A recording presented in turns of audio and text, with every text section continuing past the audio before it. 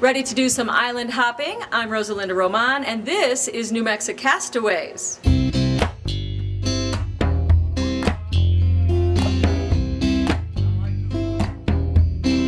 Like a dream I had and want to have again.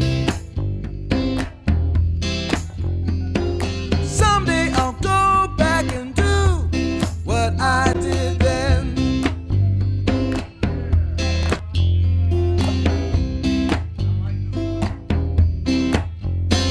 Welcome back to New Mexicast, everyone, and what we are affectionately calling New Mexicastaways, stories from our year-long sailing adventure. Living on a boat can be both freeing and isolating. Along with the ability to go to any coastal location you choose, comes the reality that you may not see other people for days or weeks at a time. To combat that loneliness, many cruisers return to the same islands year after year. Favorite harbors become home away from home.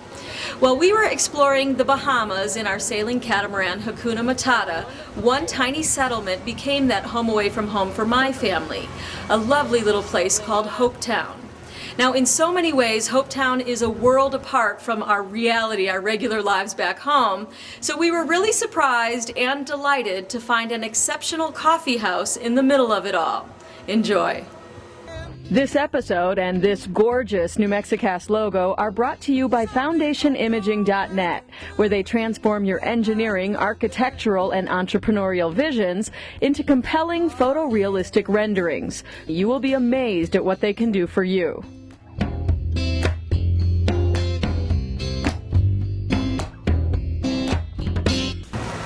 The sign greeting travelers says it all. Slow down, you're in Hopetown. Situated in the Bahamian out islands called the Abacos, on the small, serene island Elbow Cay, Hopetown offers tired travelers more than just the next port of call. It is a gathering place where old friends come year after year to reconnect. And on any given day, chances are good those friends will be gathered here, the Hopetown Coffee House, just a few steps from Hopetown Harbor. It's definitely a place where the community can meet. It's where people can bring out-of-town visitors. You know, it's interesting because when you see people come here, they're coming every day. You know, whereas they might go to other restaurants and they might go there once and try a different one the next night and try a different one the next night. But for some reason, every morning we're seeing them and we're getting to know them.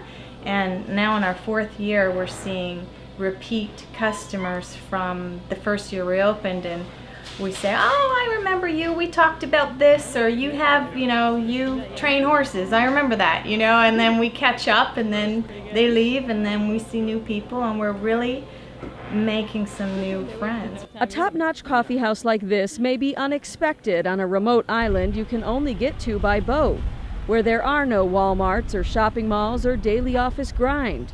But to owners Heather and Andrew Prosa, it's a natural fit. They created the Hopetown Coffee House in 2006 as a way to allow them to stay in this tropical paradise. We wanted to move here, and we wanted to do something that wasn't going to conflict with anything anyone was doing. So at the time, when we were dating, we went to coffee houses. And every time we traveled, that's what we ended up doing. We went to coffee houses or gelaterias, and we decided this is what Hopetown needed. So I was in a full-time job, and Andrew just went ahead and learned everything from the ground up. And he's very passionate about it. That passion is what makes this much more than a community gathering place. A lot of recalculation. It is also a micro roastery, meaning Andrew takes great pride in selecting and buying the perfect coffee beans. I call this my magic bean because we've brought in beans from all over the world, but I've yet to find one like this. They pick it off the tree as a cherry. We buy only hand-picked beans.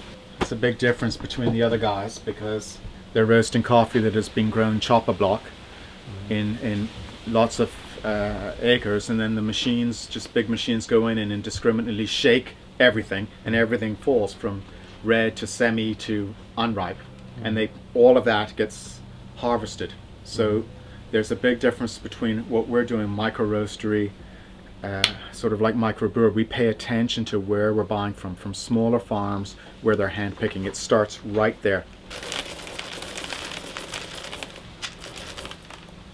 And then roasting those hand-picked beans himself in a shed behind the restaurant. Goes up here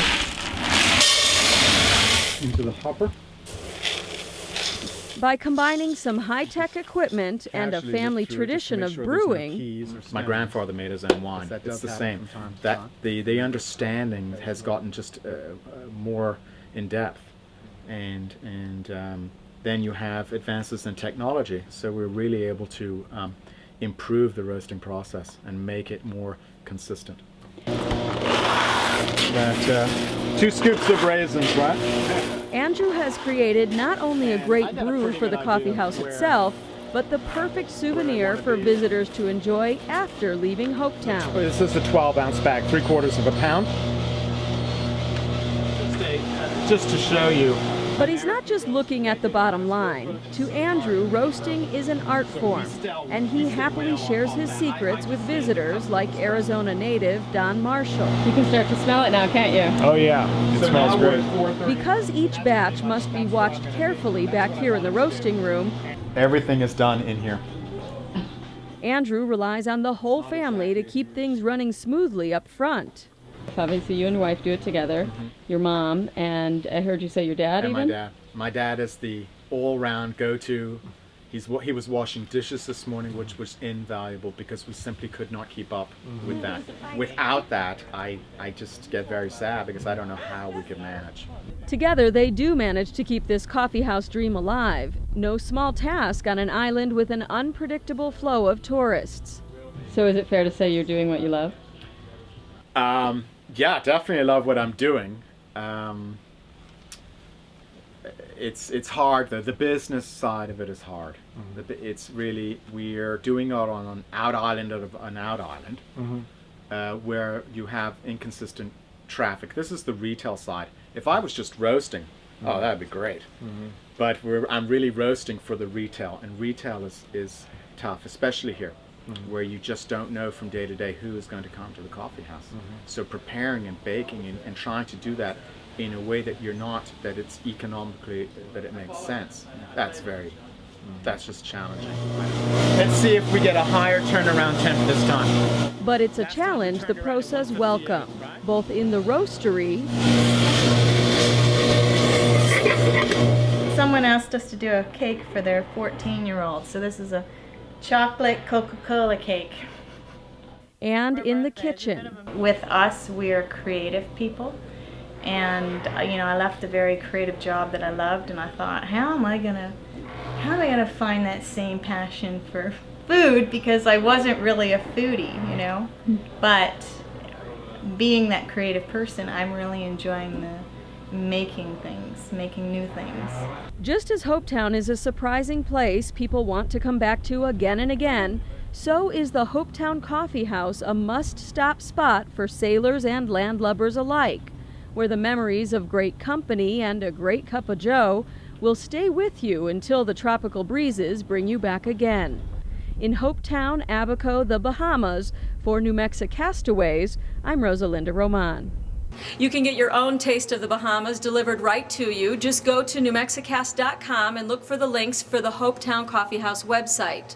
While you're there, please leave a comment. Let us know what you think of this episode and some of the great giveaways that we've been doing and some of the other new and exciting things going on here on New Mexicast. Thank you all for watching. I'm Rosa Román. Like a dream I had. New Mexicast theme song is New Mexico by Dorian Spencer. Additional support for New Mexicast provided by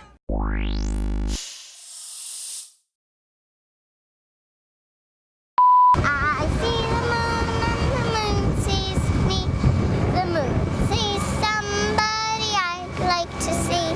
God bless the moon and God bless me. And God bless the somebody I'd like to see. It seems to me like the God above picked me just for you. No, picked you just for me. I got mixed up. Picked you just for me to love. He picked you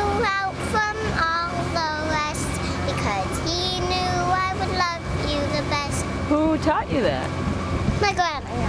So you think Grandma Ann's seeing this moon with you? Yeah.